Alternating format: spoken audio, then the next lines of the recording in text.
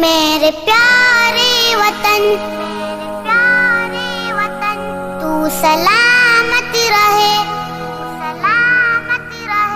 میرے پیارے وطن تو سلامت رہے، باغبان چمن تو سلامت رہے، میرے پیارے وطن تو سلامت رہے، باغبان چمن تو سلامت رہے، تو سلامت رہے، تو سلامت رہے، تو سلامت رہے، تو سلامت رہے۔ بسم اللہ الرحمن الرحیم۔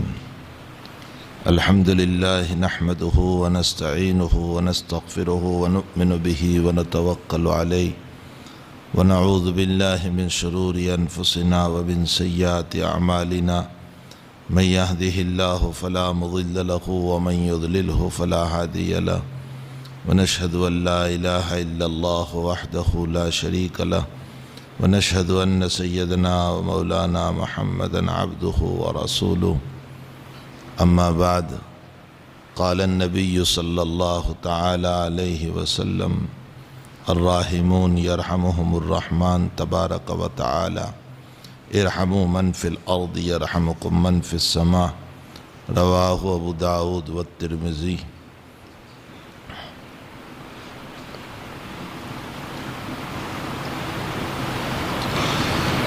وحدثنا الشيخ يونس قال حدثنا الشيخ محمد زكريا قال حدثنا الشيخ خليل احمد سہارنپوری رحمہ اللہ تعالی قال حدثنا احمد علی سہارنپوری رحمہ اللہ تعالی قال حدثنا مظہر نانوتوی رحمہ اللہ تعالی عن الشاہ اسحاق رحمہ اللہ تعالی عن الشاہ عبدالعزیز رحمہ اللہ تعالی عن الشاہ احمد بن عبد الرحیم ملقب بولی اللہ الدہلوی رحمہ اللہ تعالی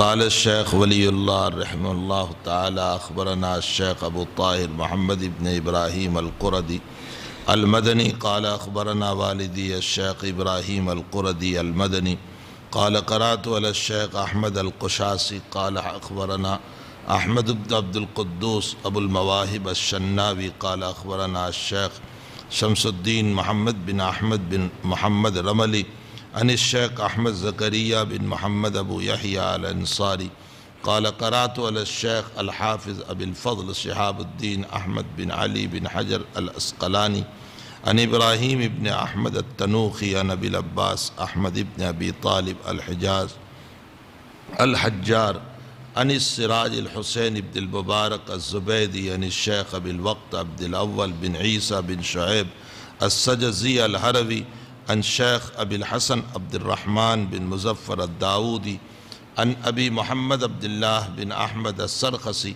عن أبي عبد الله محمد بن يوسف بن مطر بن صالح بشر الفربري رحمه الله تعالى عن مؤلفه أمير المؤمنين في الحديث الشيخ أبي عبد الله محمد بن إسماعيل بن إبراهيم الجوفي البخاري رضي الله تعالى عنه قال حدثنا احمد بن اشقاب قال حدثنا محمد بن فضيل عن عمارة بن القعقاع عن ابي زرعة عن ابي هريرة رضي الله تعالى عنه قال قال النبي صلى الله تعالى عليه وسلم: كلمتان حبيبتان الى الرحمن خفيفتان على اللسان ثقيلتان في الميزان سبحان الله وبحمده سبحان الله العظيم۔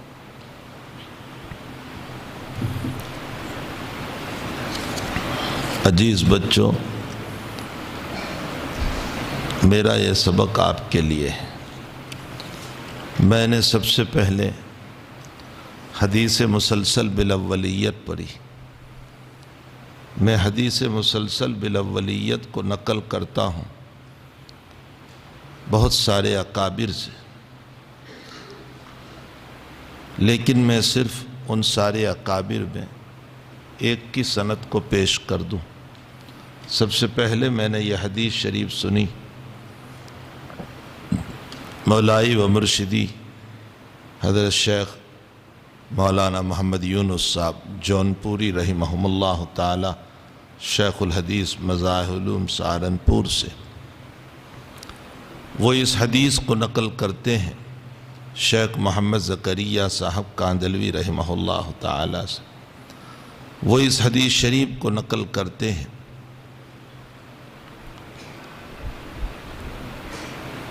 حضرت مولانا خلیل احمد صاحب سہارنپوری صاحب بذل المجہود سے، وہ اس حدیث کو نقل کرتے ہیں شیخ عبد القیوم بدھانوی رحمہ اللہ تعالی سے، وہ اس حدیث کو نقل کرتے ہیں حضرت شاہ عبد الغنی محدث دہلوی رحمۃ اللہ علیہ سے، وہ اس حدیث شریف کو نقل کرتے ہیں حضرت شاہ محمد اسحاق دہلوی رحمۃ اللہ علیہ سے، وہ اس حدیث شریف کو نقل کرتے ہیں حضرت شاہ عبد العزیز محدث دہلوی رحمۃ اللہ علیہ سے، وہ اس حدیث شریف کو نقل کرتے ہیں حضرت شاہ احمد بن عبد الرحیم مشہور بولی اللہ محدث دہلوی رحمۃ اللہ علیہ سے، جن کا اسم گرامی احمد تھا لیکن ولی اللہ سے مشہور ہو گئے، اور شاہ ولی اللہ صاحب رحمۃ اللہ علیہ سے لے کر نبی کریم صلی اللہ علیہ وسلم تک کی اس حدیث شریف کی سند ان کی کتاب الفضل المبین بالاحادیث النبی الکریم جو مسلسلات کے نام سے مشہور ہیں اس میں موجود ہیں۔ یہ مجھ سے لے کر نبی کریم صلی اللہ علیہ وسلم تک کی سند کو میں نے پیش کر دیا۔ اس حدیث کو حدیث مسلسل بالاولیت اس لیے کہا جاتا ہے کہ ہر استاذ نے حدیث شریف کا سبق پڑھانے سے پہلے اپنے شاگرد کو یہ حدیث سنائی۔ سمجھ میں آیا؟ میں نے بھی آپ کے تسلسل کو باقی رکھنے کے لیے اس حدیث شریف کو پہلے پڑھ دیا، اور اس سند کو اس لیے پیش کیا تاکہ آپ کو اجازت ہو۔ اجازت بہت بڑی چیز ہے۔ حضرت جی مولانا انعام الحسن صاحب رحمۃ اللہ علیہ کے پاس کچھ طلبہ اجازت حدیث کے لیے حاضر ہوئے۔ حضرت جی مولانا انعام الحسن صاحب رحمۃ اللہ علیہ رو پڑے اور پھر فرمایا اجازت دینے کا مطلب یہ ہے کہ گویا میں تم کو علم کی صرف اجازت نہیں دیتا بلکہ علم کے ساتھ عمل کی بھی اجازت دیتا ہوں۔ اگر عمل نہیں ہے تو دفاتر کے دفاتر پڑھ لینے سے کچھ نہیں ہوتا۔ بخاری شریف بھی پوری کر لو اور مسلم ترمذی ابو داؤد بھی پوری کر لو، لیکن اگر زندگی میں عمل نہیں ہے تو اس صورت میں کچھ بھی نہیں ہوتا۔ حضرت امام شافعی رحمۃ اللہ علیہ، امام غزالی رحمۃ اللہ علیہ سے کسی نے سوال کیا تو امام غزالی رحمۃ اللہ علیہ فرماتے ہیں حفظ العلم بلا عمل جاہل وعمل العلم علی العلم عالم۔ فرمایا صرف علم کو حفظ کر لینا، ہزاروں حدیثوں کو محفوظ کر لینا لیکن اس پر عمل نہ ہو وہ جاہل ہے، اور اپنے علم پر عمل کرنا یہ عالم ہے۔ ہمارے اکابر کی زندگی جو پڑھتے تھے اس پر عمل کرتے تھے۔ میں ایک ورع اور تقوی اور تواضع پر تمہیں ایک واقعہ سناؤں۔ حضرت گنگوہی نور اللہ مرقدہ نے ایک مرتبہ اپنے طلباء اور مریدین سے، حضرت گنگوہی تو بہت بڑی آدمی، بہت بڑی شخصیت تھی، علامہ انور شاہ صاحب کشمیری رحمۃ اللہ علیہ نے ایسے ہی نہیں کہہ دیا تھا کہ علامہ شامی کے مقابلے میں گنگوہی کا مقام اونچا ہے، یہ ایسے ہی نہیں کہا تھا۔ حضرت گنگوہی کو اصول پر عبور حاصل تھا، شامی کو جزیات پر عبور تھا۔ شامی میں لکھ گئے قبر پر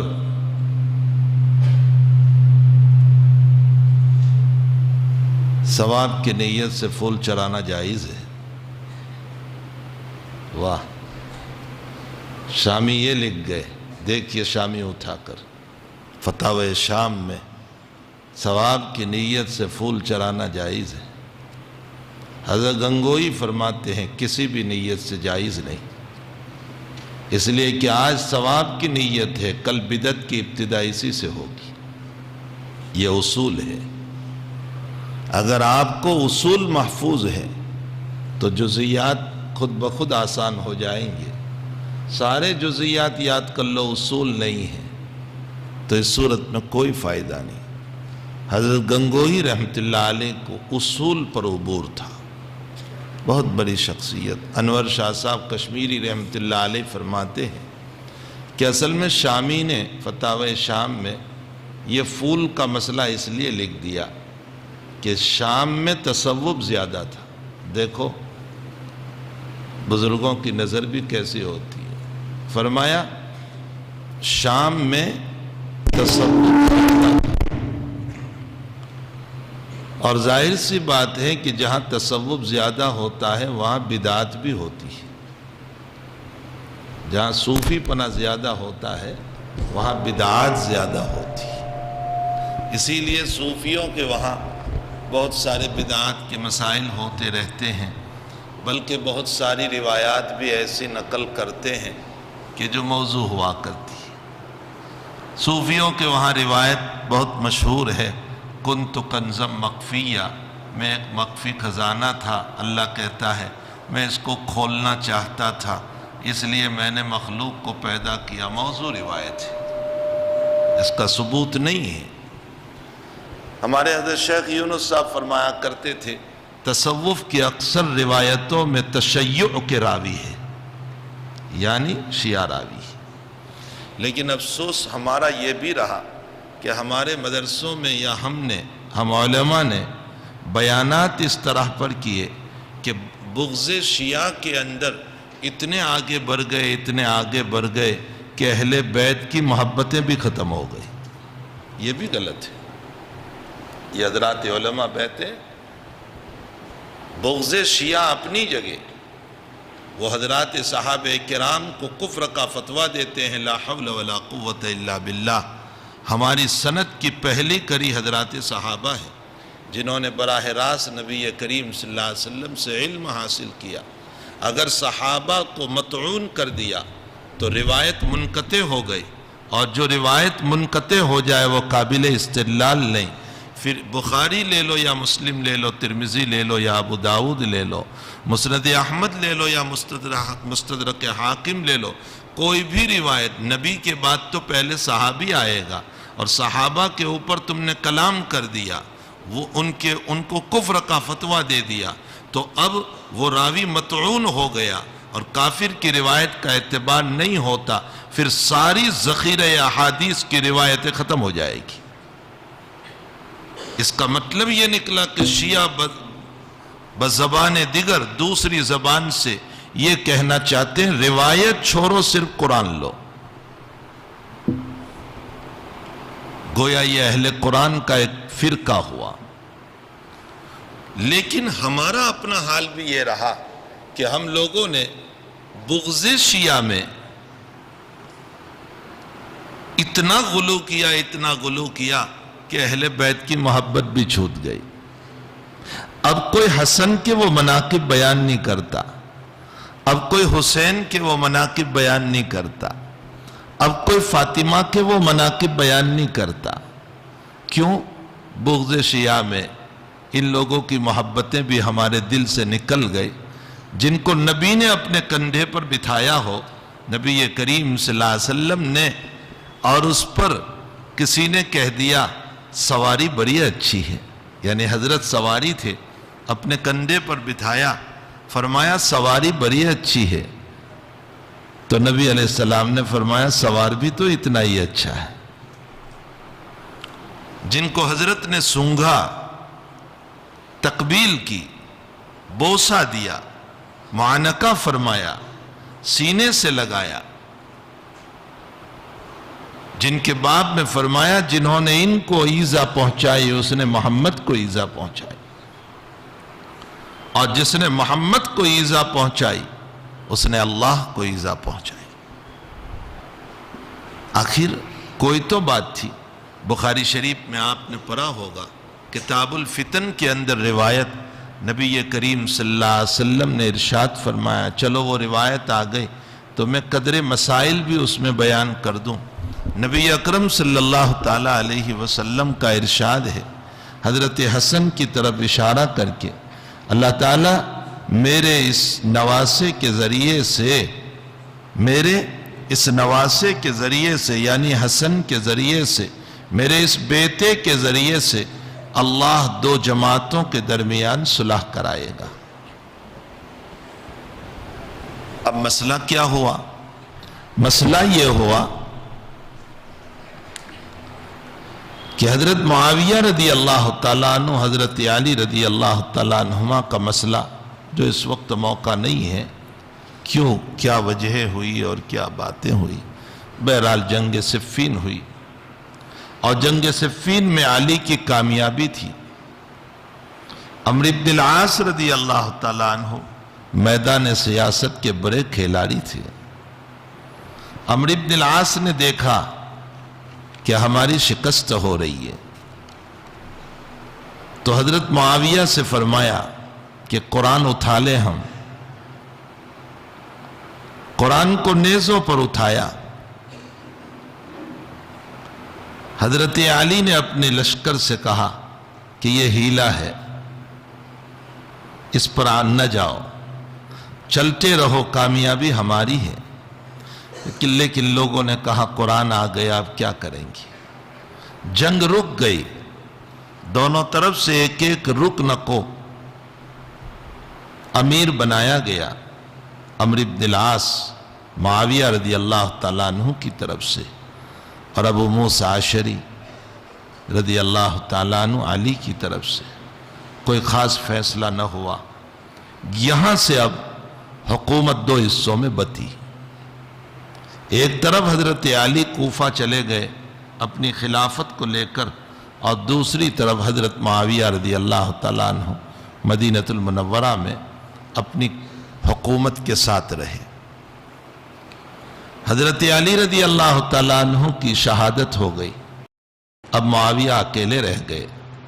حضرت حسن رضی اللہ تعالیٰ عنہ کو لوگوں نے اپنا امیر بنا دیا کہ آپ ہمارے امیر علی کی جگہ پر۔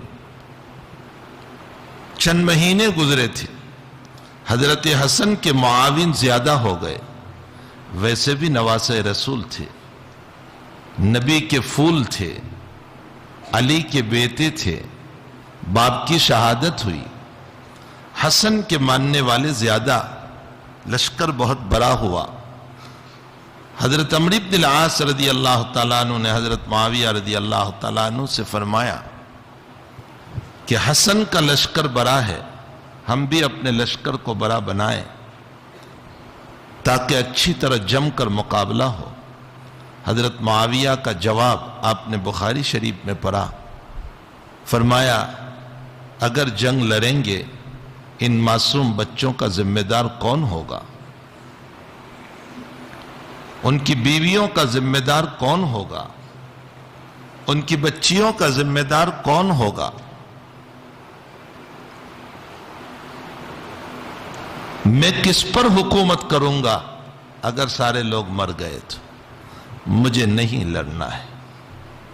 آپ نے قریش کے دو آدمیوں کو، یہ میں ترجمہ کر رہا ہوں بخاری کی روایت کا جو کتاب الفتن میں ہے، آپ نے قریش کے دو آدمیوں کو سادہ کاغذ لے کر نیچے اپنی دستخط کر دی اور فرمایا حسن کے پاس جاؤ اور حسن سے کہو جو شرائط آپ کو لکھنے ہو لکھ دو، میں بغیر پڑھے ہوئے دستخط کر رہا ہوں، مجھے منظور ہے ساری شرطیں، لیکن امت مسلمہ کا خون نہ بہے۔ وہ دونوں کے دونوں پہنچے حضرت حسن رضی اللہ تعالیٰ عنہ کے پاس اور پیش کیا اور گفتگو ہوئی اور فرمایا کہ معاویہ نے ہم کو بھیجا ہے کہ مصالحت ہو جائے، آپ جو شرائط لکھنا چاہیں لکھ دیجئے۔ حضرت معاویہ کو منظور ہے، دستخط کر دی۔ حسن نے فرمایا کہ ذمہ دار کون رہے گا؟ میں جو شرائط لکھوں گا اس کے پورے کرنے کے ذمہ دار کون؟ ان دونوں نے کہا کہ ہم ذمہ دار ہیں۔ حضرت حسن نے کچھ شرطیں لگائی۔ ان شرائط میں ایک شرط یہ تھی کہ آپ کو اتنا مال دینا ہوگا۔ فتن میں آپ پڑھیں روایت، حضرت نے فرمایا آپ کو اتنا مال دینا ہوگا صلح میں۔ اب ایک اشکال ہو گیا کہ حضرت حسن رضی اللہ تعالیٰ عنہ نے مال مانگا مصالحت میں، یہ حضرت نے اپنی ذات کے لیے نہیں مانگا تھا۔ آپ بڑے فیاض تھے، آپ کی فیاضی کا عالم یہ تھا کہ ایک ایک دن میں ہزاروں درہم صدقہ کرتے تھے۔ آپ نے اپنے لیے نہیں مانگا تھا۔ اصل میں آپ کے ساتھ جو لشکر تیار ہوا تھا، اب اس لشکر کو روکنا ہے کہ ہمیں نہیں لڑنا ہے، ہمیں حکومت چھوڑ دینا ہے۔ اور جب آپ لشکر کو تیار کرو اور پھر بیٹھ جاؤ تو لشکر خود آپ کا مخالف ہو جاتا ہے کہ ہمیں کیوں تیار کیا تھا تم نے۔ تو اس لشکر کو خاموش کرنے کے لیے اور ان کو چپ کرنے کے لیے اور ان کو واپس کرنے کے لیے کہ ہمیں مصالحت کر لینا ہے، حضرت نے اس بنیاد پر شرط میں مال کو رکھا، اپنے لیے نہیں، لشکر کے لیے۔ حضرت معاویہ رضی اللہ تعالیٰ عنہ نے اس شرط کو منظور کیا اور جتنا مال مانگا اتنا دیا۔ اب یہاں بھی ایک سوال ہوتا ہے کہ معاویہ نے یہ مال کہاں سے دیا؟ بعض کہتے ہیں کہ اپنے رقومات سے دیا، اپنی ذاتی رقومات سے، لیکن یہ مسئلہ محل نظر ہے کہ اپنی رقومات سے دیا ہو۔ حضرت نے راجح قول پر یہ مال بیت المال سے دیا۔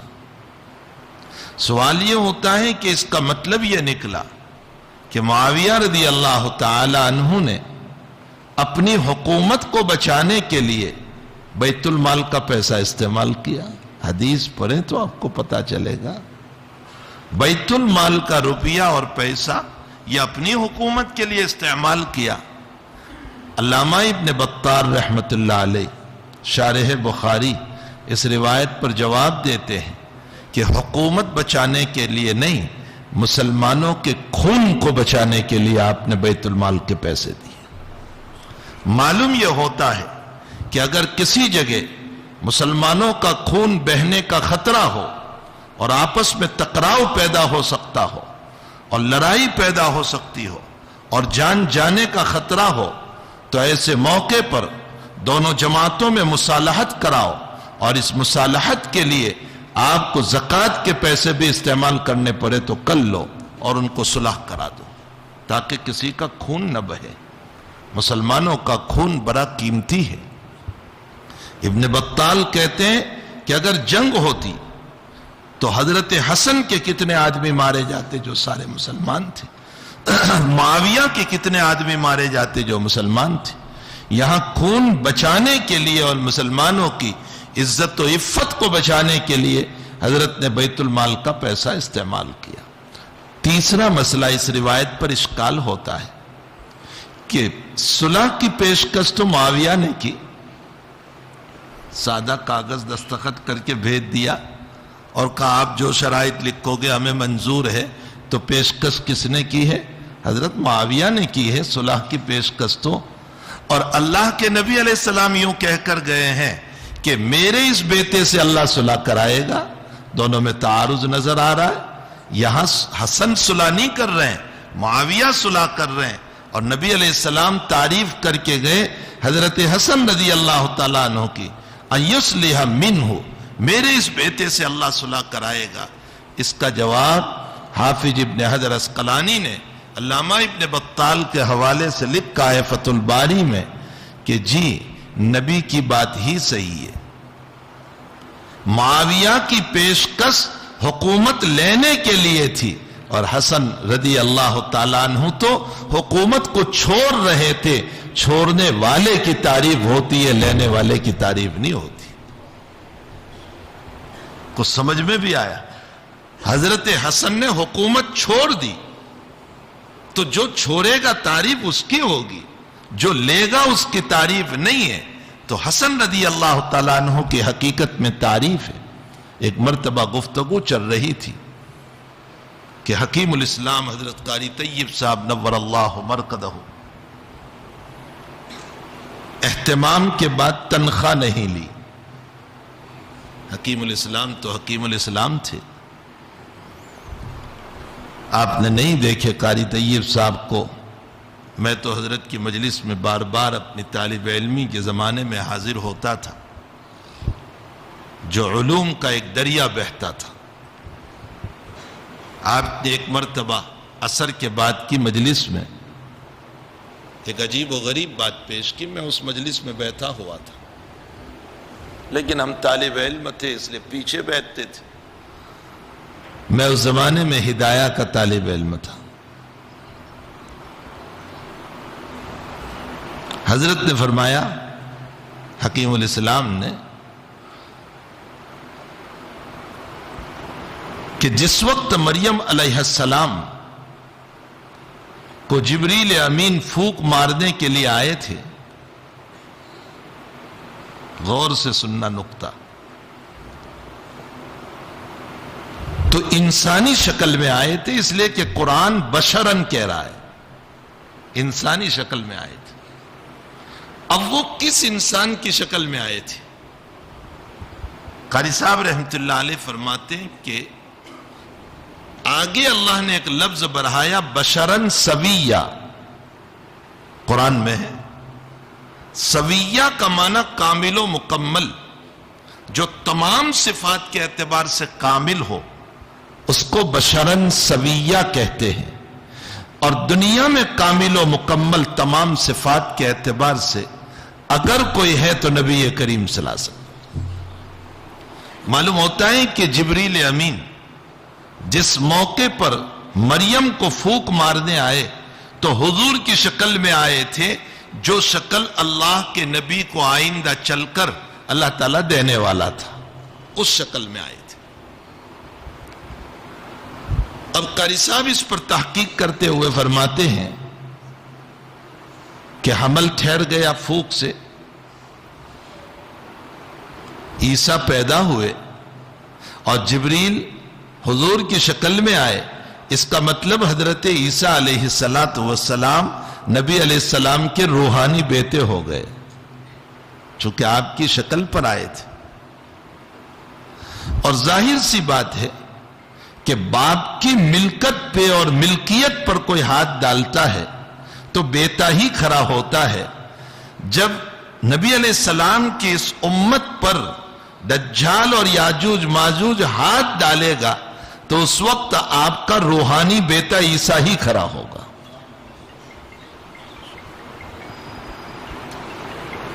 یہ مناسبت آپ نے بیان فرمائی ہے اس مسئلے کے اندر کہ کسی اور نبی کا انتخاب نہیں ہوا، عیسیٰ ہی کا انتخاب کیوں ہوا؟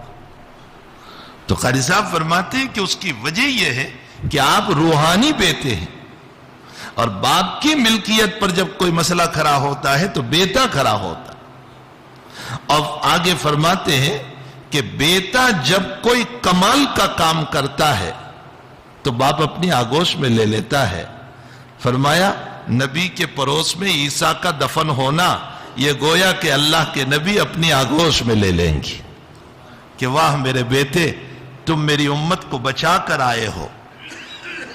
مجھے کل ہی پرسوں میں نے یہ کسی جگہ بیان کیا تھا یہ نقطہ قاری صاحب کا، تو پرسوں ہی ہمارے مدرسے کے ایک استاذ میرے پاس آئے کہ کسی صاحب نے وہ کیا بولتے ہیں یوٹیوب کیا، ہاں اس پر کچھ بیان سنا تو اس میں تو نے یہ بات کہی ہے تو یہ کہیں لکھی ہوئی بھی ہے؟ میں نے کہا ہاں میں نے سنی بھی ہے، اور حکیم الاسلام کے ملفوظات چھپے ہوئے ہیں، ملفوظات حکیم الاسلام قاری طیب صاحب رحمت اللہ علیہ، اس میں بھی حضرت کی یہ بات لکھی ہوئی ہے۔ یہ میں نے تمہیں بھی حوالہ دے دیا کہ اگر تم دیکھنا چاہو تو اس کتاب میں دیکھ لینا، جو قاری طیب صاحب رحمت اللہ علیہ کے ملفوظات کی کتاب ہے۔ تو خیر میں یہ کہہ رہا تھا کہ کمال تو حضرت حسن رضی اللہ تعالیٰ عنہ کا ہے کہ آپ نے حکومت کو چھوڑنے پر مصالحت کی. معاویہ کا کمال نہیں، معاویہ نے تو پیشکش حکومت لینے کے لیے کی تھی، حسن نے چھوڑ دی. جو چھوڑے گا تعریف اس کی ہوگی. اس پر مجھے یاد آیا کہ ایک جگہ گفتگو ہو رہی تھی کہ حضرت قاری طیب صاحب نور اللہ مرقدہ نے اہتمام کے بعد تنخواہ چھوڑ دی تھی. تو کوئی مولوی صاحب بیٹھے ہوئے تھے، انہوں نے کہا مجھے بھی دارالعلوم دیوبند کا محتمم بنا دو، میں بھی تنخواہ چھوڑ دوں گا. وہ کہنے لگے کہ مجھے بھی محتمم بنا دو، میں بھی تنخواہ چھوڑ دوں. تو کسی مجیب نے اور جواب دینے والے نے بہت اچھا جواب دیا، اہتمام اور محتمم بن جانے کے بعد تنخواہ چھوڑنا یہ قربانی ہے، اور محتمم بننے سے پہلے تنخواہ چھوڑنے کی بات کرنا یہ حرص و لالچ ہے، قربانی نہیں ہے. یہ تو ایک لالچ ہوئی کہ مجھے محتمم بننا ہے اس لیے میں تنخواہ چھوڑ دوں گا. فرمایا قربانی اس کو نہیں کہتے. تو قربانی تو حسن کی ہوئی کہ آپ نے حکومت کو چھوڑ دیا. قربانی معاویہ رضی اللہ تعالیٰ عنہ کی نہیں ہے. ہاں یہ ضرور ہے کہ معاویہ نے مصالحت کر کے امت کے خون کو بچا لیا، لیکن قربانی کون ہے جو اتنی بڑی حکومت اور اتنے سارے لوگ آپ کے ساتھ ہو اور پھر بھی انکار کر دے. خیر یہ کتاب الفتن کی روایت کی طرف میرا ذہن منتقل ہوا تو ضمناً میں نے تم کو 2-4 اشکالات بھی حل کر دیے جو اس روایت میں ہوتے تھے. میں تو یہ کہہ رہا تھا کہ بغض شیعہ اپنی جگہ، لیکن بغض شیعہ میں ایسا نہ ہو کہ اہل بیت کی محبت بھی ختم ہو جائے جیسے آج کل ہو رہا ہے. اہل بیت کی محبت اپنی جگہ خوب درجہ ہونی چاہیے. نبی اکرم صلی اللہ تعالیٰ علیہ وسلم کو جتنی اپنی آل اولاد سے محبت تھی، ہمیں بھی اللہ کے نبی کی آل اولاد سے اتنی ہی محبت ہونا چاہیے. ہم آپ کی آل اولاد پر انتہائی درجہ پیار و محبت، اور جب جب بھی نبی کے اوپر درود بھیجیں تو آپ کی آل اولاد کو بھی ضمناً اس درود میں وآلہ کہہ کر شریک کر لیں. انشاءاللہ تعالی آپ دیکھو گے کہ درود کے نتیجے میں نبی کی زیارت تو ہوگی ہی، لیکن اہل بیت کی زیارت بھی ہوگی. تو خیر میں یہ کہہ رہا تھا، حضرت گنگوہی نور اللہ مرقدہ پر اصل تو بات چل پڑی تھی کہ حضرت بہت بڑے آدمی تھے، بہت بڑے آدمی. شاہ صاحب رحمت اللہ علیہ فرماتے ہیں شامی سے آپ کا مقام بڑا ہوا ہے، لیکن تواضع کا حال کیا ہے؟ مریدین اور شاگرد بیٹھے ہوئے ہیں اور حضرت نے فرمایا کہ بھئی میں تو ایک ڈاکو کی طرح ہوں. آئے ہائے کیا جملہ بولا حضرت نے، میں تو ایک ڈاکو کی طرح ہوں. اور پھر حضرت نے ایک واقعہ سنایا. فرمایا کہ ایک ڈاکو تھا جو ڈاکہ زنی کرتا رہتا تھا.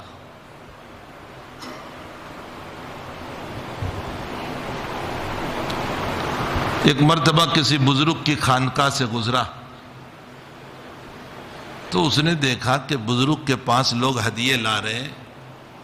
کوئی پیسے دے رہا ہے، کوئی کپڑے دے رہا ہے، کوئی منہ میں کھانے کا نوالا رکھ رہا ہے، کوئی پاؤں دبا رہا ہے.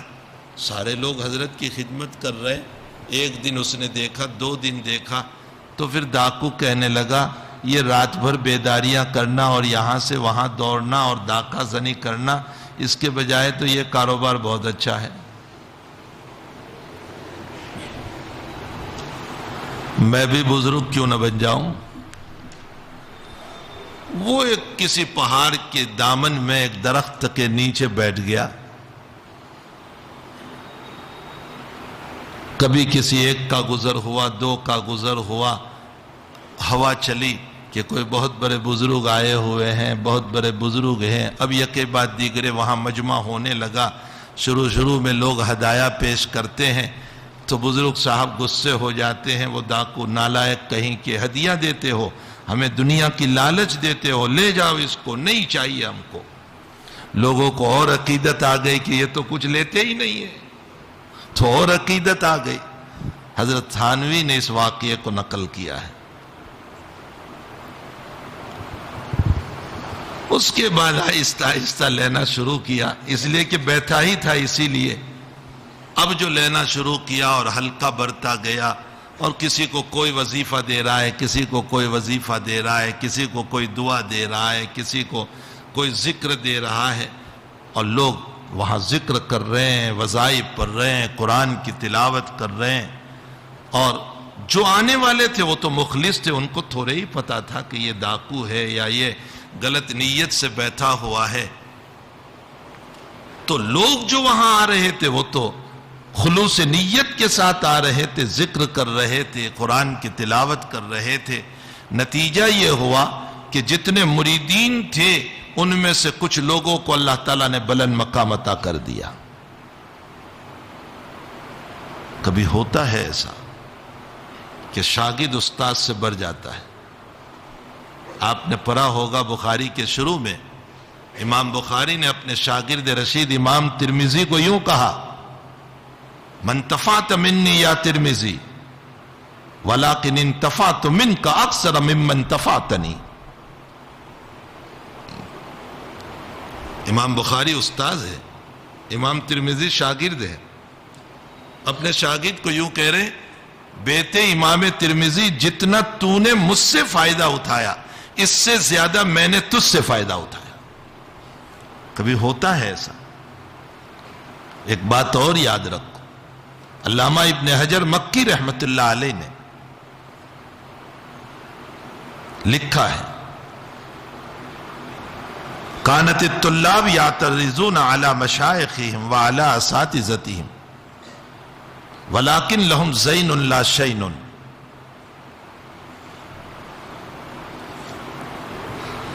کبھی کبھی طالب علم اپنے استاذ کو یعترضون کا ترجمہ میں اعتراض نہیں کر رہا ہوں، یعترضون کا معنی متنبہ کرتے۔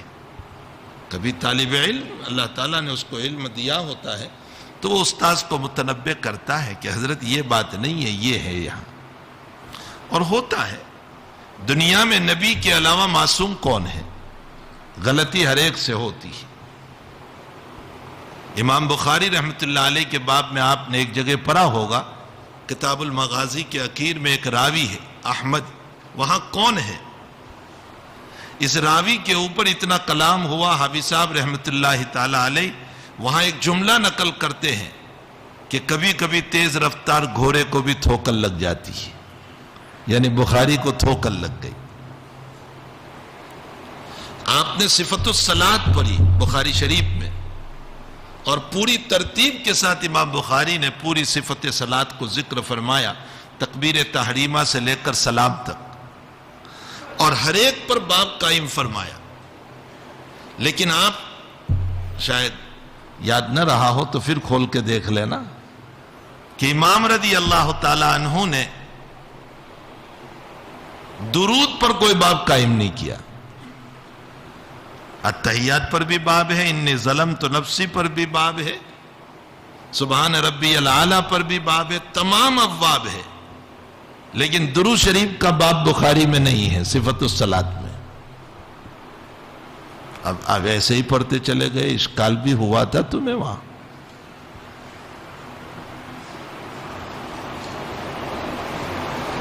اگر کوئی یوں کہیں کہ امام بخاری رضی اللہ تعالیٰ عنہ کی شرط پر روایت نہیں تھی اس لیے آپ نے درود کا باب قائم نہیں کیا، تو یہ غلط ہے۔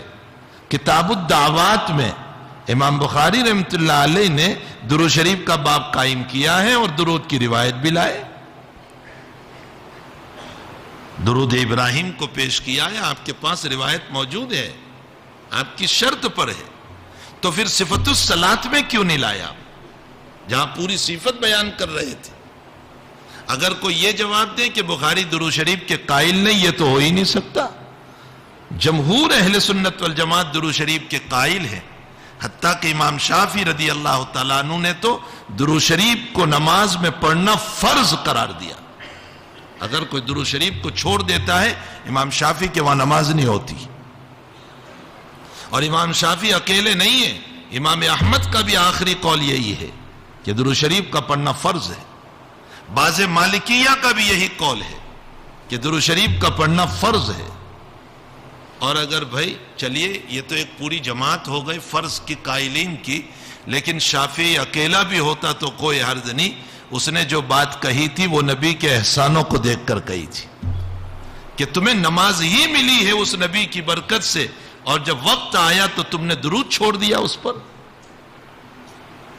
تو اگر اکیلا بھی امام شافعی ہوتا تو کوئی حرج نہیں، لیکن وہ پوری جماعت ہے جو فرضیت کے قائل ہے. تو اب یہ کہنا کہ بخاری درود قائل نہیں، یہ تو بالکل غلط ہے. سوائے اس کے اور کوئی جواب نہیں ہو سکتا ہے کہ امام بخاری سے جہول ہو گیا. ہوتا ہے، چاہے کوئی کتنا ہی بڑا امام کیوں نہ ہو، حضرت سے جہول ہو گیا اور آپ وہاں لکھتے چلے گئے ابواب کو اور اس باب کی طرف توجہ نہیں گئی. تو بڑے سے بڑے لوگوں سے ہوتا ہے. اب اگر طالب علم کبھی اپنے استاذ کو متنبہ کرے کہ حضرت اس جگہ یہ بات ہے، بشرطے کہ طالب علم متواضع ہو،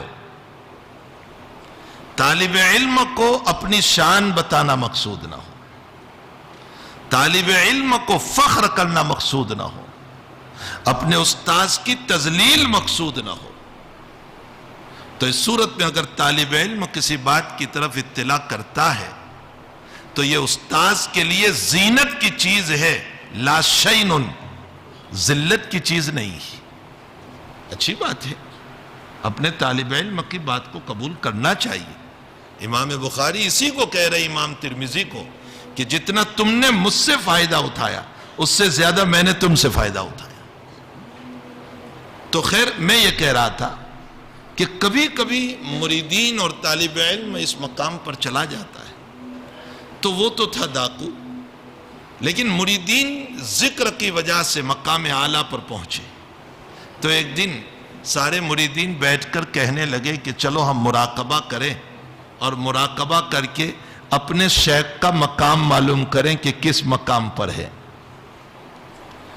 اب سارے مریدین جو ہے وہ مراقبہ میں بیٹھے ہوئے 1 دن 2 دن 3 دن 40 دن تک مراقبہ کیا، لیکن شیخ کا مقام ہی نظر نہیں آتا.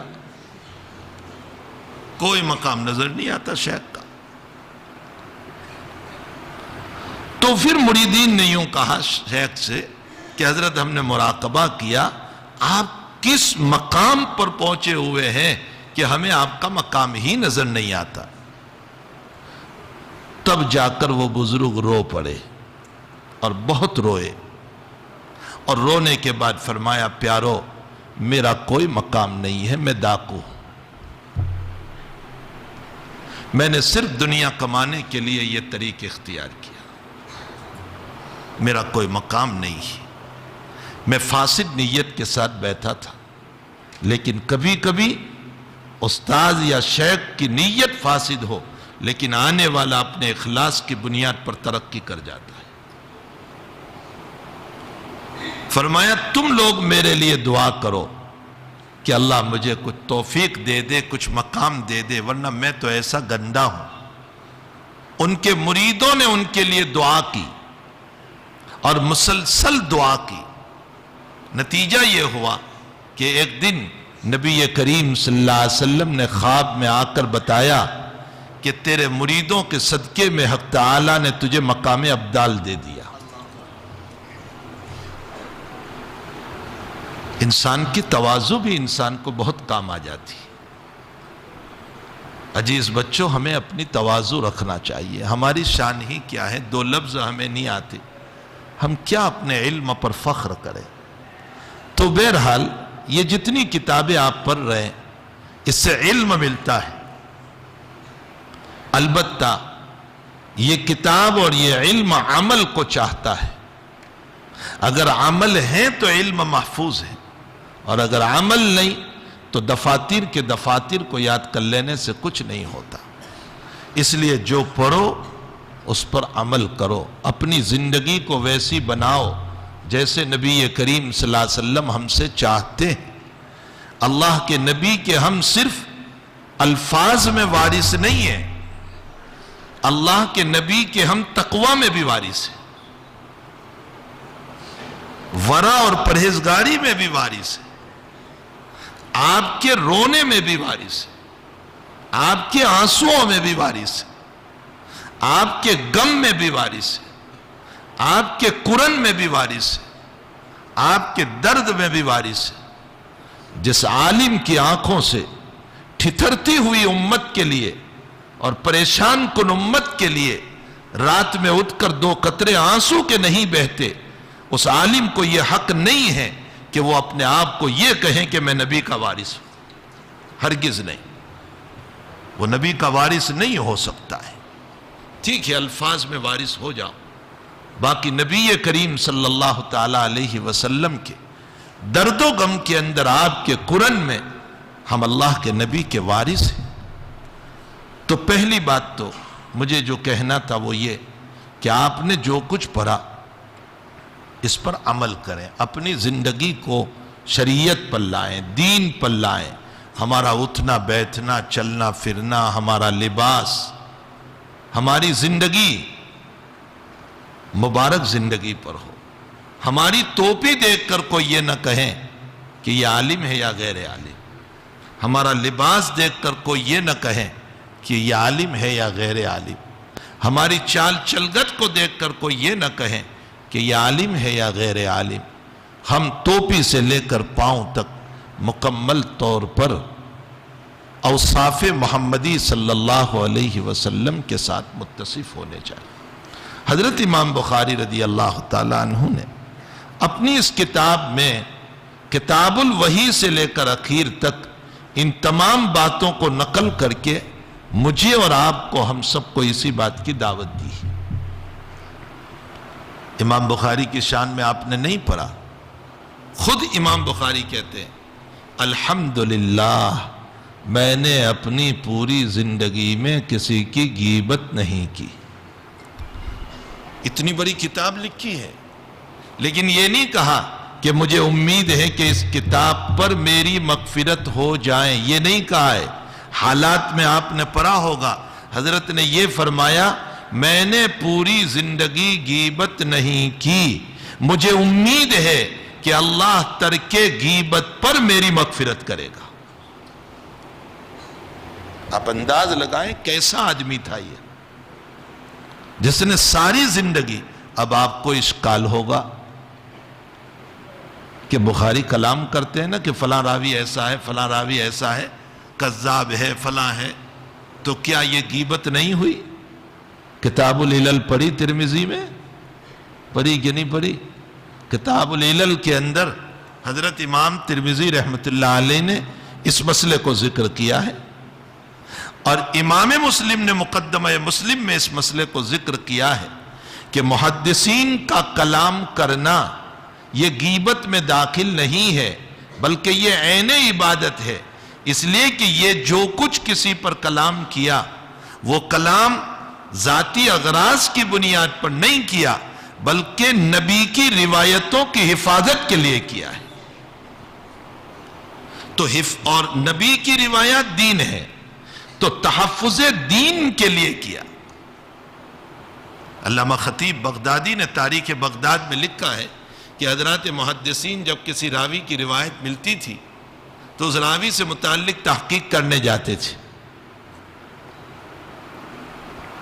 اس کے گاؤں میں کہ یہ راوی روایت کے قابل ہے یا نہیں، تو جا کر لوگوں سے پوچھتے تھے بھئی یہ آدمی کیسا ہے، اس کی زندگی کیسی ہے، اس کا رہن سہن کیسا ہے، خوب تحقیق کرتے تھے۔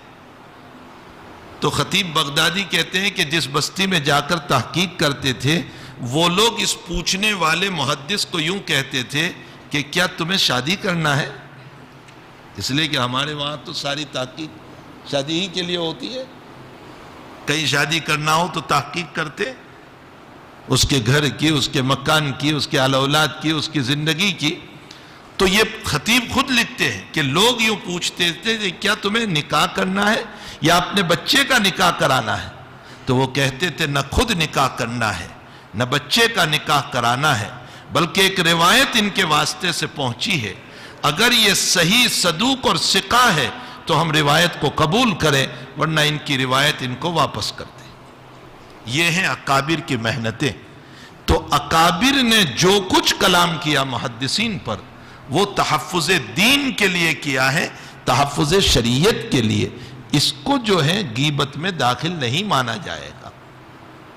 پھر ایک عجیب و غریب بات یہ ہے کہ اللہ جب اس امام کو چمکانا چاہتا تھا اور اس سے کام لینا چاہتا تھا تو حضرت امام بخاری کے پردادا تو مجوسی تھے۔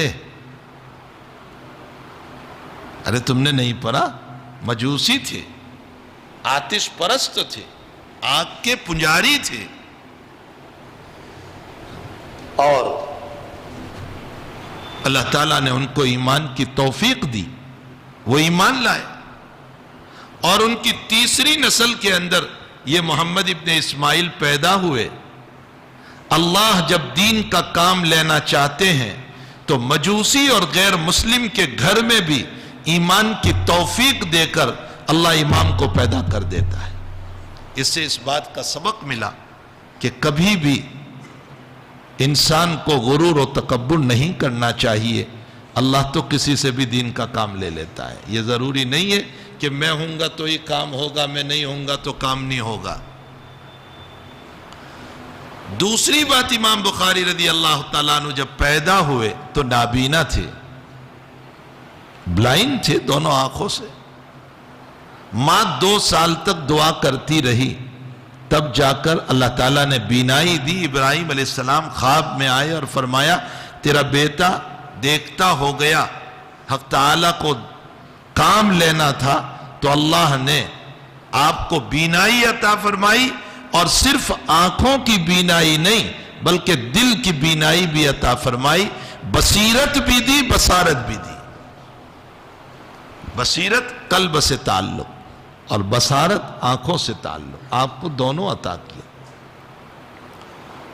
آپ نے یہ عظیم المرتبت کتاب لکھی اور وحی سے آغاز فرمایا۔ وحی سے اس لیے شروع کیا کہ پہلے نبی کریم صلی اللہ علیہ وسلم کی نبوت ثابت کریں۔ جب نبوت ثابت ہوگی تو آپ کی باتوں کو مانیں گے، تو وحی سے نبوت کو ثابت کیا، اور جب نبوت ثابت ہو گئی تو اب اس پر ایمان لانا ہے، کتاب الایمان لے آئے، اور جب ایمان آ گیا تو اعمال کی ضرورت ہے، لیکن اعمال سے پہلے علم کی ضرورت ہے، کتاب العلم لائے۔ اس کے بعد اعمال میں اصل عبادت ہے، اور عبادت میں اصل اصول نماز ہے، اور نماز کے شرائط ہیں، تو طہارت سے شروع کیا، اور پھر نماز، زکوٰۃ، اس کے بعد صوم اور حج۔ اور صوم کو کیوں مقدم کیا اور حج کو کیوں مؤخر کیا وہ آپ نے پڑھ لیا ہوگا۔ اور محدثین حج کو بعد میں لاتے ہیں، صوم کو پہلے لاتے ہیں۔ بخاری حج کو پہلے لائے، صوم کو بعد میں لائے، اس کی وجہ آپ نے وہاں پڑھ لی۔ پھر معاملات شروع کیے، اور معاملات کے بعد کتاب الجہاد لائے، اور جہاد کے بعد بدء الخلق لائے کہ مخلوق کی ابتدا کیسے ہوئی، اور اس میں حضرات انبیاء کی سیرت لائے، اور اخیر میں محمد الرسول اللہ صلی اللہ علیہ وسلم کی سیرت، اور آپ کی زندگی کا ایک سنہرا باب حضرات صحابہ ہیں، اس لیے مناقب صحابہ لائے، اور مناقب صحابہ میں پہلے مہاجرین اور اس کے بعد انصار کو لائے، اور اس پر جلد اول کا اختتام کیا۔ آپ کی زندگی کا ایک سنہرا باب غزوات ہے، تو ابھی وہی بدء الخلق چل رہا تھا، کتاب المغازی لائے، یہ نبی کی زندگی کا سنہرا باب ہے، اور مغازی کے اخیر میں نبی کریم صلی اللہ علیہ وسلم کے مرض الوفات اور وفات کا تذکرہ کر کے حضرت کی سیرت کو پورا کیا۔ اب حضرت جس قرآن کو لے کر آئے تھے وہ کتاب التفسیر کو شروع کیا، اور تفسیر اور قرآن اس لیے آیا تاکہ لوگ عمل کریں، اور لوگ دنیا میں آئیں گے نکاح کے ذریعے سے، اس لیے کتاب النکاح لے آئے، اور نکاح تقاضا کرتا ہے ایمرجنسی ایگزٹ کا، اس لیے طلاق لے آئے، اور طلاق کے متعلقہ مسائل کو ذکر کیا، اور جب اس سے فارغ ہوئے تو انسان کی زندگی کے ضروریات کو بیان کرنا شروع کیا۔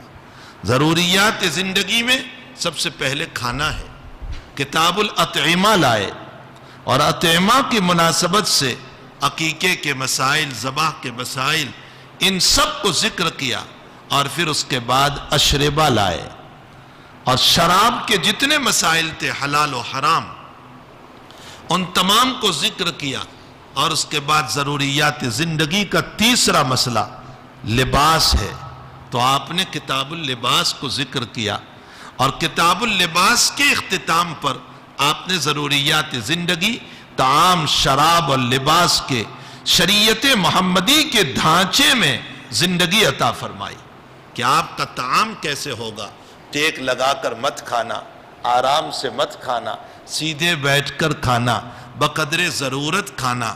حضرت کے کھانے کی شکل کیا تھی؟ آپ کھانے میں عیب نہیں نکالتے تھے، جو اچھا لگا کھا لیا، جو نہیں اچھا لگا چھوڑ دیا۔ یہ تمام اطعمہ میں شراب جب لائے، شراب نہ پینا حرام ہے، حلال کیا چیزیں ہیں اس کو تم پینا، دودھ پینا، پانی پینا، اور کھجور ڈالے ہوئے نبیذ پینا، بشرطے کہ وہ حلال ہو۔ اور اس پر پھر لباس کو لائے، اپنے پجاموں کو، پینٹ کو تخنوں سے نیچے نہ لٹکانا، اپنا لباس شریعت کے خلاف نہ پہننا، تقوی والا لباس پہننا، اور لباس کے سارے مسائل کو ذکر کرنے کے بعد پھر ہمیں ادب دینا شروع کیا، تہذیب سکھانا شروع کیا۔ تو امام بخاری کتاب الادب لائے، اور اس میں آداب بہت سارے ہم کو بتائے، اور آداب کو ختم کرتے کے بعد کتاب الاستئذان لائے، جو ادب ہی کا ایک جز ہے، اس لیے کہ کسی کے مکان پر جاؤ تو کیسے جاؤ گے؟ اچانک گھس جاؤ گے؟ اجازت لو گے؟ اجازت لے کر جاؤ، سلام کر کے جاؤ، اور جب تم کو کہیں کہ ابھی چلے جاؤ تو چلے جاؤ، برا نہ لگاؤ۔ اور اس کے ساتھ ساتھ اس میں ہم کو یہ بتایا، کسی کے گھر دعوت ہو، کھانا کھا لو، بہت بیٹھے نہ رہو، گھر والوں کو تکلیف ہوتی ہے۔ فَإِذَا طَعِمْتُمْ فَانْتَشِرُوا وَلَا مُسْتَانِسِينَ لِحَدِيثٍ إِنَّ ذَلِكُمْ كَانَ يُؤْذِي النَّبِيَّ وَيَسْتَحْيِي مِنْكُمْ وَاللَّهُ لَا يَسْتَحْيِي مِنَ الْحَقِّ۔ کتاب الاستئذان کے مسائل کو ختم کرنے کے بعد کتاب الرقاق کو شروع فرمایا۔ رقاق کا معنی دل کی نرمی، دلوں کو نرم کرنے والی باتوں کو کتاب الرقاق کے ضمن میں آپ نے ذکر فرمایا، تاکہ آخرت کی یادیں پیدا ہو، دنیا کو ترک کرنے والے بنے۔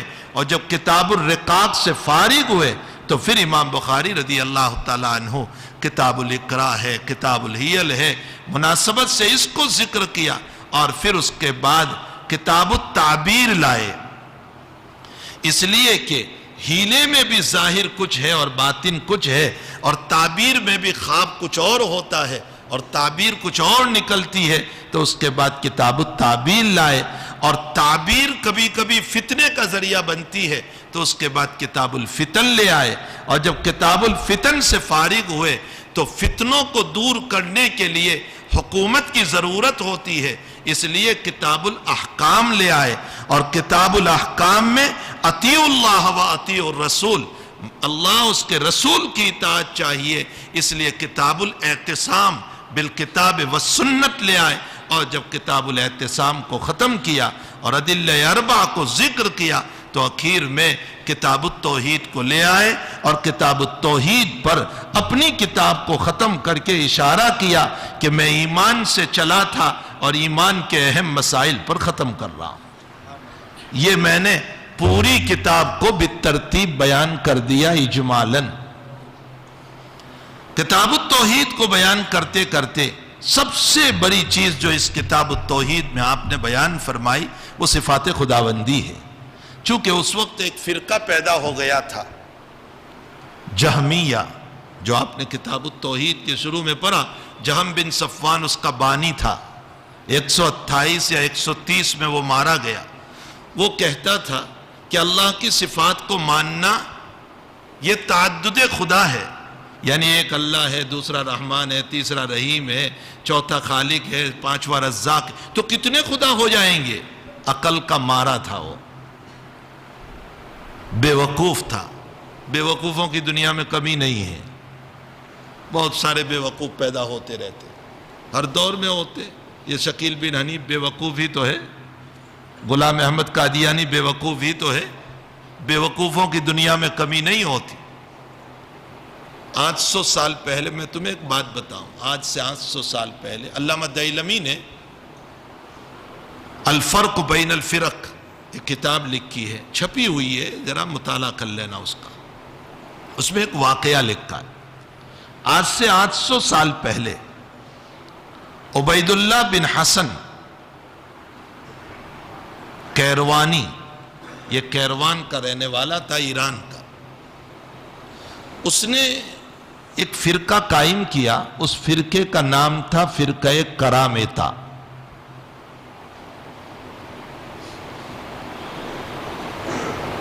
یہ عقلیات پر چلتا تھا، کہتا تھا نقلیات کوئی چیز نہیں، عقلیات ہی عقلیات۔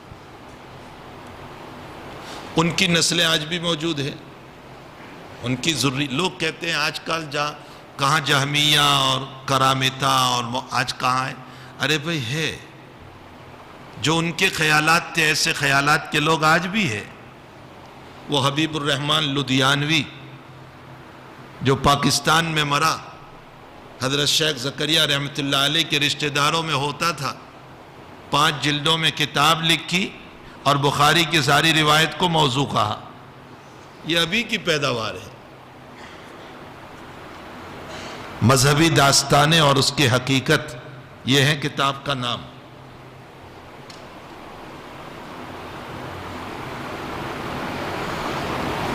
تو خیر میں یہ کہہ رہا تھا کہ عبید اللہ بن حسن کیروانی عقل پر چلنے والا انسان، اس نے اپنے مریدوں کو اور شاگردوں کو یوں کہا کہ میری عقل یہ کہتی ہے کہ بہن سے نکاح جائز ہے۔ اب دیکھیے اب کیسے عقلی گھوڑے دوڑا رہا ہے، دلائل دے رہا ہے۔ کہہ رہا ہے بہن مجھ سے واقف ہے، میں بہن سے واقف ہوں، وہ میرے مزاج کو جانتی ہے، میں اس کا مزاج جانتا ہوں، تو ہم ایک دوسرے کو پہچانتے ہیں۔ تو میری بہن کسی اجنبی کے وہاں شادی کرا دوں جو اس کو نہیں جانتا، وہ اس کو نہیں جانتی، اور میں کسی اور کو لے آؤں جس کو میں نہیں جانتا، وہ مجھے نہیں جانتی، زندگی کڑوی ہو جاتی ہے۔ اس کے بجائے زندگی کو میٹھی بنانے کے لیے بہن سے نکاح کر لو جو ایک دوسرے کے مزاج سے واقف ہے۔ یہ عقلی دلیل دی۔ دوسری دلیل اس نے یہ پیش کی کہ بہن جب میرا کھانا پکا سکتی ہے، میرا بستر بچھا سکتی ہے، مجھے پانی پلا سکتی ہے، میرے کپڑوں کو تہہ کر سکتی ہے، تو میرا فراش کیوں نہیں بن سکتی؟ اب آپ 1,00,000 مرتبہ لا حول پڑھو، لیکن اس کے عقلی دلیل کا آپ کے پاس کوئی جواب نہیں ہو سکتا، کوئی جواب آپ کے پاس نہیں۔ اگر آپ اس کو یوں جواب دو کہ یہ اخلاق کے خلاف ہے، وہ کہے گا یہ اخلاق تیرے بنائے ہوئے ہیں، تو جانے، میرے عقل کے اخلاق یہ کہہ رہے ہیں کہ جائز ہونا چاہیے۔ چلیے آپ کیا جواب دو گے اس کو؟ آپ یوں کہیں کہ حسب و نسب کے اوپر فرق پڑے گا، وہ کہے گا حسب و نسب میں کتنے مسائل میں فرق پڑتا ہے۔ آپ یوں کہیں کہ طبی اعتبار سے رشتہ داروں کے ساتھ نکاح کرنے میں بچے معذور پیدا ہوتے ہیں، تو وہ یوں کہے گا چچا زاد بہن سے کیوں نکاح کر رہا ہے، ماموں زاد بہن سے کیوں نکاح کر رہا ہے، اسے کوئی فرق نہیں پڑ رہا۔ آپ کے سارے دلائل کو وہ عقل کی بنیاد پر توڑتا جا رہا ہے، آپ اس کا کوئی جواب نہیں دے سکتے۔ یہ ہے عقل کے گھوڑے دوڑانے والے جو آج بھی موجود ہے، ان کی نسل۔ آپ کہو گے، میں آپ طلبہ کو کہتا ہوں، آپ کہو گے آج کہاں ہے؟ آج بھی کچھ لوگ آپ کو سوال کرتے ہیں، مولانا آپ تقریر کرتے ہیں کہ قرآن بڑا جامع ہے اور بہت زبردست ہے اور سارے علوم اس میں موجود ہیں، تو ٹیکنالوجی اور سائنس کہاں ہے؟ اس میں ٹیکنالوجی اور سائنس کا ہے۔ اب مولوی صاحب بھی چکرا جاتے اور احساس کمتری میں ہم مبتلا ہو کر ہاں ہاں کرنے لگتے ہیں اور عقلی دلیل کا ہم جواب نہیں دیتے۔ احساس کہتری میں کبھی نہ آنا۔ آپ کو جو علوم اللہ نے دیے ہیں وہ سب سے بالا ہے۔ اب آپ چکرا گئے تو آپ ہر آیت سے کچھ نہ کچھ ثابت کرنے کی کوشش کرتے. ان کو جواب دے دو کہ ٹیکنالوجی اور سائنس کا تعلق عقل سے ہے، تجربات سے ہے. آپ جتنی عقل دورائیں گے اور تجربے کرو گے، اتنی سائنسی ترقی، یہ فلائٹ کا بنانا، یہ ہاسپٹلوں کی دوائیں، اور یہ سارا عقلیات سے تعلق ہے، تجربات سے تعلق ہے.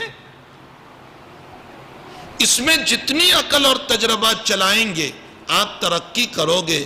قرآن کریم وحی الہی ہے، اور وحی الہی وہاں سے شروع ہوتا ہے جہاں عقل ختم ہوتی ہے. عقل نیچے ہے، وحی الہی اوپر ہے. تم ادنا بات کو اعلیٰ بات میں کہاں تلاش کرنے جا رہے ہو؟ یہ جواب دے دو ان لوگوں. یہ تو عقلیات سے تعلق رکھنے والی باتیں، اس کو تم وحی الہی میں تلاش کرو گے، یہ تو بہت اعلیٰ ہے. تو حضرت امام رضی اللہ تعالیٰ عنہ نے جہمیہ وغیرہ کی تردید کر کے صفات خداوندی کو ثابت فرمایا. قل ادعوا اللہ عبید الرحمن انی انا الرزاق ذو القوۃ المتین، بہت سارے ابواب کے اندر. اور پھر امام بخاری کو جس میں ابتلا پیش آیا تھا نیشاپور کے اندر، کہ امام بخاری رضی اللہ تعالیٰ عنہ پر معتزلہ کا الزام لگ گیا کہ آپ بھی قرآن کریم کو اور کلام خداوندی کو مخلوق کہتے ہیں. آپ کو اس کی تردید کرنا پڑا، اور اس تردید کی بنیاد پر بہت سارے ابواب اس کے بھی قائم فرمائے، اور یہ کہا کہ بندہ مخلوق ہے، بندے کا پڑھنا بھی مخلوق ہے، حادث ہے، میرا لکھنا بھی حادث ہے. اس لیے اللہ کی صفت کلام یہ نہیں ہے. اللہ کی صفت کلام وہ ہے جو لوح محفوظ میں ہے، یہ اس کا عکس ہے. یہ تو پھٹ بھی جاتا ہے، یہ تو مٹ بھی جاتا ہے، یہ قدیم کیسے ہوا؟ اور ان تمام کو بیان کرتے کرتے آخری باب کے اوپر آئے، اور آخری باب وَنَزَعُ الْمَوَازِينَ الْقِسْطَ لِيَوْمِ الْقِيَامَةِ، باب قول اللہ تعالی وَنَزَعُ الْمَوَازِينَ الْقِسْطَ لِيَوْمِ الْقِيَامَةِ، قیامت کے دن اعمال کا وزن ہوگا. علامہ انور شاہ صاحب کشمیری تو یہی فرماتے ہیں کہ یہاں بھی اسی مسئلے کو ذکر فرماتے ہیں جس میں آپ کا ابتلا اور امتحان پیش آیا. اور وہ ابتلا اور امتحان یہ کہ انسان تو مخلوق ہے، تیرے اعمال کا وزن ہوگا. کلام خداوندی یہ اللہ کی صفت ہے، اس کا وزن نہیں ہو سکتا ہے.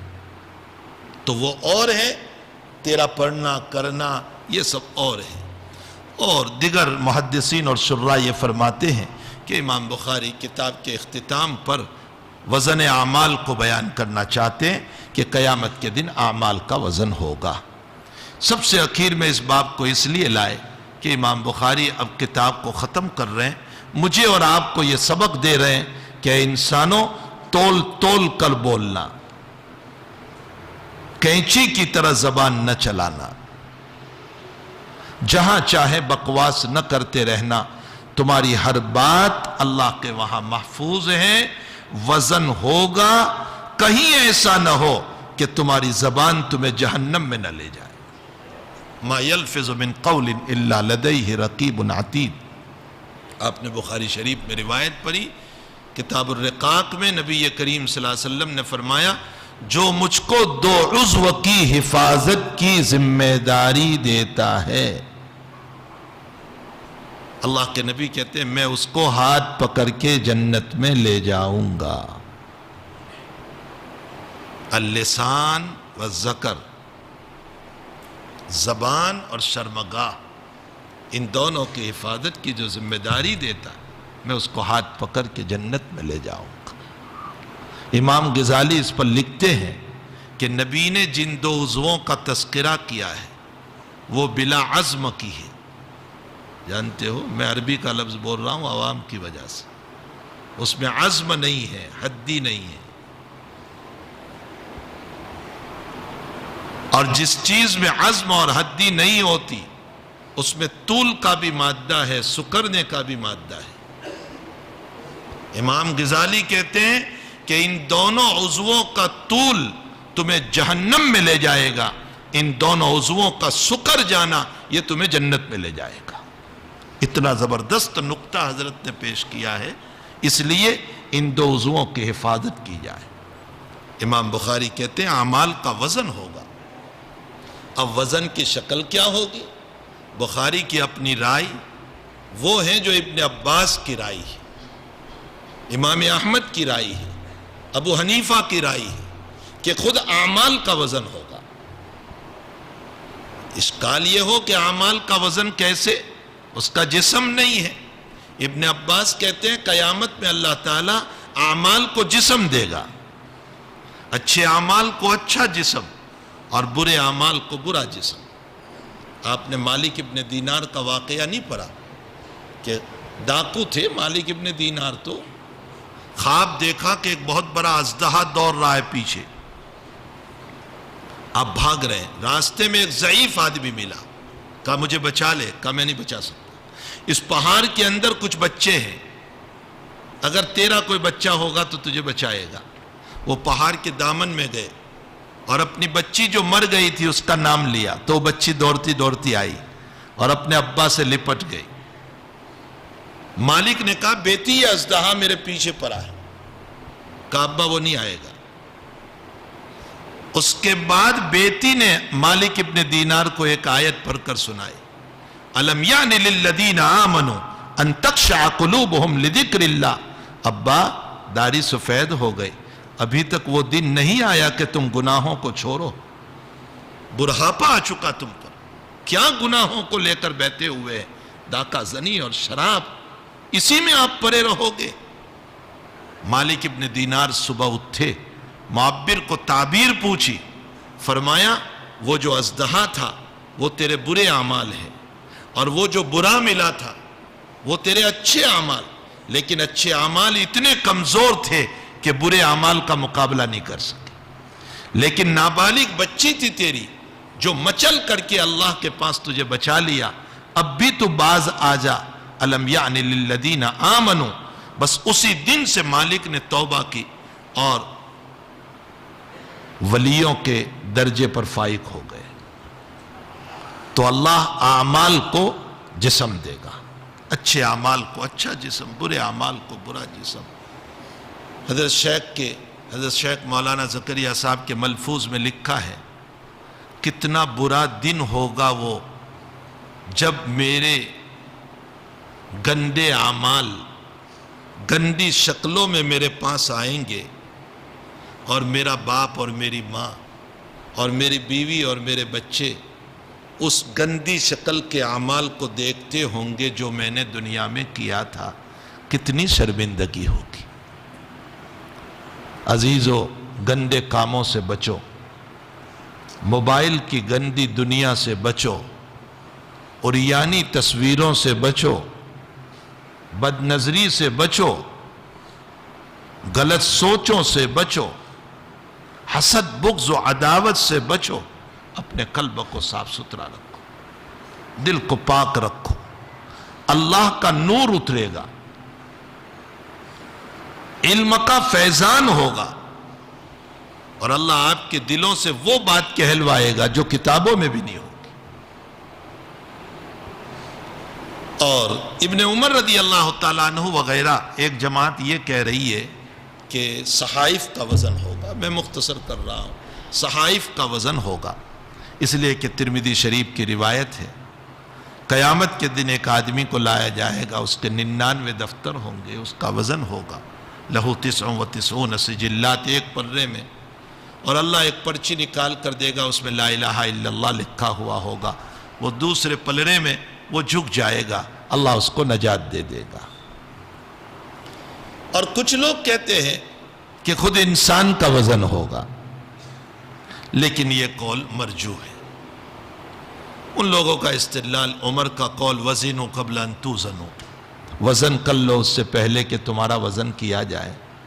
ان کی دوسری دلیل عبداللہ ابن عمر، عبداللہ ابن مسعود درخت پر چڑھے تھے مسواک کے لیے، تو لنگی کھل گئی، تو پتلی پتلی پندلیاں نظر آئی، تو صحابہ ہنس پڑے، تو حضرت نے فرمایا ہنسو مت، ابن مسعود کی پندلیوں پر لرجل عبد اللہ اسقل فی المیزان من احد، فرمایا قیامت کے دن ابن مسعود کی پندلیاں احد پہاڑ سے زیادہ وزنی ہوگی۔ اسے یہ معلوم ہوتا ہے کہ خود انسان کا وزن ہوگا۔ ایک روایت آپ نے بخاری میں پڑھی کہ قیامت کے دن ایک انسان کو لایا جائے گا لیکن اس کا وزن مچھر کے پل کے برابر نہیں ہوگا، اس لیے کہ ایمان نہیں ہوگا۔ یہ 3 قول ہوئے، ترازو ایک ہوگی یا متعدد ہوگی؟ بعض کہتے ہیں متعدد ہوگی ہر عمل کے لیے یا ہر انسان کے لیے، بعضوں نے کہا ایک ہی ہوگی لیکن بہت بڑی ہوگی، اس لیے جمع کا لفظ موازین لائے۔ کفر کا وزن ہوگا یا نہیں؟ اکثر تو کہتے ہیں کفر کا وزن نہیں ہوگا، اس لیے کہ کفر کے مقابلے میں کچھ ہے ہی نہیں۔ بعض کہتے ہیں کافر کے کچھ اچھے اعمال تو ہیں، اس لیے ایک طرف کفر اور ایک طرف ان کی نیکیاں، لیکن ایمان نہ ہونے کی وجہ سے کفر کا پلڑا جھک جائے گا اور وہ جہنم میں ڈال دیے جائیں گے۔ اب امام بخاری کچھ تشریح کرتے ہیں، وَأَنَّ أَعْمَالَ بَنِي آدم، انسان کے اعمال اور اقوال تولے جائیں گی، اعمال بھی اور قول بھی، باتیں بھی۔ معلوم ہوتا ہے باتیں ہماری ہوا میں نہیں ہے، اللہ کے وہاں محفوظ ہے۔ یہاں قولہم واحد ہے متن میں، حاشیے میں ہے اقوالہم۔ دیکھو حاشیے میں اقوالہم ہے۔ میں طلبہ کو جب حاشیے کا نسخہ بتاتا ہوں تو میں کہتا ہوں ذرا گیلری بھی دیکھ لیا کرو، یہ گیلری ہے اور گیلری میں بھی بہت سامان ہوتا ہے۔ اگر قول واحد ہے تو زبان ایک ہے اس لیے، اور اگر اقوال جمع ہے تو یہ جمع اس لیے لائے کہ بہت ساری باتیں ہیں۔ وقال مجاہد القسطاس والعدل بالرومیہ، مجاہد کہتے ہیں کہ قسطاس چونکہ آیت میں آیا قسطاس کا معنی رومی زبان میں انصاف کا ہوتا ہے۔ معلوم ہوتا ہے قرآن میں عجمی الفاظ ہے، کتنے ہیں؟ اجمالاً 111 ہے۔ کتاب التفسیر میں آپ نے قرآن عربی بلسان عربی مبین باب کے تحت پڑھ لیا ہوگا۔ وَيُقَالَ الْقِسْطُ مصدر المقسط، کہا جاتا ہے قسط مقسط کا مصدر ہے۔ مقسط کا مصدر قسط نہیں ہے، مقسط کا مصدر تو اقساط ہے۔ یہ بے حذف الزوائد ہے، اصل مادہ بتایا قاف سین تا سے۔ وَهُوَ الْعَادِلِ، باب افعال میں لے جاؤ تو اس کا معنی عادل، انصاف کرنے والا۔ اور جب یہ ثلاثی مجرد میں ہوگا وَأَمَّا الْقَاسِطُ فَهُوَ الْجَائِرُ، ظلم کرنے والا۔ وَأَمَّا الْقَاسِطُونَ فَكَانُوا لِجَهَنَّمَ حَطَبًا۔ وَبِهِ قَالَ حَدَّثَنَا أَحْمَدُ بْنُ إِسْحَاقَ قَالَ حَدَّثَنَا مُحَمَّدُ بْنُ فُضَيْلَ عن عمارة بن القعقاع عن أبي زرعة عن أبي هريرة رضي الله تعالى عنه قال قال النبي صلى الله تعالى عليه وسلم كلمتان حبيبتان إلى الرحمن خفيفتان على اللسان ثقيلتان في الميزان سبحان الله وبحمده سبحان الله العظيم۔ دو کلمے ہیں جو رحمان کو محبوب ہیں، زبان پر ہلکے پھلکے ہیں، ترازو میں وزنی ہوں گے، اور وہ ہیں سبحان اللہ و بحمدہ سبحان اللہ العظیم۔ سب پڑھو سبحان اللہ و بحمدہ سبحان اللہ العظیم، سبحان اللہ و بحمدہ سبحان اللہ العظیم، سبحان اللہ و بحمدہ سبحان اللہ العظیم۔ آپ اس سے پہلے پڑھ چکے ہو کہ جس نے 100 مرتبہ سبحان اللہ و بحمدہ کو پڑھا حطت عنہ خطایاہ ولو کانت مثل زبد البحر، سمندر کے جھاگ کے برابر اگر گناہ ہوں گے اللہ اس کو بھی معاف کر دے گا۔ تو اللہ کی تسبیح کرنا چاہیے، تقدیس کرنا چاہیے، پاکیزگی بیان کرنا چاہیے۔ امام بخاری اس کو یہاں اس لیے لائے اس روایت کو کہ یہ ثابت کرنا چاہتے ہیں کہ اعمال کا وزن ہوگا۔ کیسے ثابت کیا؟ خفیفتان علی اللسان ثقیلتان فی المیزان، یہ خود کلمے رکھے جائیں گی، معلوم ہوتا ہے اعمال کا وزن ہوگا۔ یہی ابن عباس کی رائے ہے، یہی امام احمد ابن حنبل کی رائے ہے، یہی امام ابو حنیفہ رحمہم اللہ تعالی و رضی اللہ تعالی عنہ کی رائے ہے۔ باقی وہی سے شروع کر کے اور انما الاعمال بالنیات سے شروع کر کے اس روایت پر اختتام کر کے یہ بتایا نیت صحیح ہوگی تو وزن ہوگا، نیت صحیح نہیں ہوگی تو وزن نہیں ہوگا۔ اگر نیت صحیح ہے تو ہمارے اعمال میں جان پیدا ہوگی، اور نیت غلط ہے تو پھر اس صورت میں کوئی جان پیدا نہیں ہو سکتی ہے۔ اللہ تعالیٰ، اور بھی بہت باتیں ہیں، یہ دنیا تو بہت بڑی ہے، جتنے گوتے لگاؤ گے اتنا علم اس میں سے نکلے گا۔ اللہ آپ سب کو علوم نافعہ نصیب فرمائے، علوم ضارہ سے حفاظت فرمائے۔ نبی نے دعا کی، اللہم انی اسألک علما نافعا، اور نبی نے پناہ مانگی، اللہم انی اعوذ بک من علم لا ینفع، جو علم نفع نہ دے اسے پناہ مانگی۔ اس لیے آپ نے جو کچھ پڑھا ہے اس پر عمل کرو، اپنی زندگی کو صحیح بناؤ، دین کی اشاعت کرو، تبلیغ کرو، اور مایوس امت کو تسلی اور دلاسا دلاؤ، اور بگڑی ہوئی امت میں جا کر امت کے اعمال اور عقائد کو درست کرو۔ اللہ آپ کو قبول فرمائے، اس ادارے کو قبول فرمائے، دین دوگنی رات چوگنی ترقیوں سے مالا مال فرمائے۔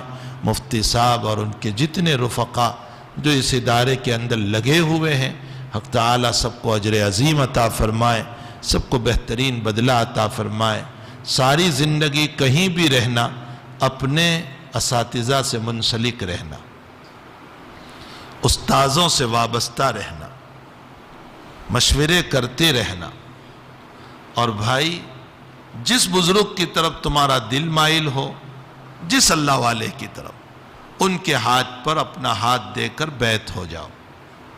شیطان پیچھے ہے، نفس ساتھ ہے، اور یعنی دنیا سامنے ہے، بچنا بہت مشکل ہے۔ اہل اللہ کی صحبت میں رہو گے، اللہ والوں کی سرپرستی میں رہو گے، تو انشاءاللہ تعالی اللہ تعالی گناہوں سے بچائے گا۔ جیسے جسمانی ڈاکٹر ہوتے ہیں ویسے روحانی ڈاکٹر بھی ہوتے ہیں۔ جسمانی ڈاکٹر سے آپ جسم کی دوا لیتے ہیں، روحانی ڈاکٹر اللہ والے ہیں، ان سے اپنے امراض باطنیہ کو ذکر کر کے اپنی روحانی دوا لینا چاہیے، تاکہ جسم اگر چلو دوا نہ بھی ملی، فنا ہو گیا، لیکن روح فنا ہو گئے تو ہمیشہ کی جہنم ہے۔ اپنے روح کو سجاؤ، بناؤ اعمال صالحہ سے۔ اللہ مجھے بھی توفیق دے، آپ کو بھی توفیق دے۔ وصلی اللہ علی النبی الکریم برحمتک یا ارحم الراحمین۔